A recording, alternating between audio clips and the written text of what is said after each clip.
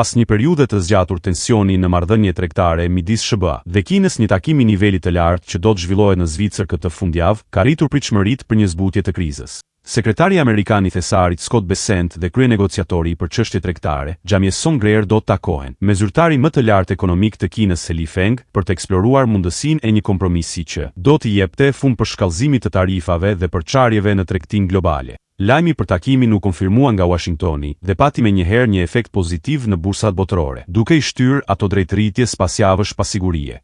Sipas burimeve të afërta me bisedime diskutime do të përqendrohen në mundësinë e uljes së tarifave dhe rivendosjen e rrjedhave normale të furnizimit, të cilat janë dëmtuar rënd nga vendime proteksioniste të marra në muajt e fundit. Zhvillimet e fundit kanë ushqyer frikën për një ngadalësim të ndjeshëm ekonomik në shkallë globale. Vet Bessent ka deklaruar se situata aktuale është bërë e papërballueshme dhe e ka përshkruar si një formë moderne të një embargoje.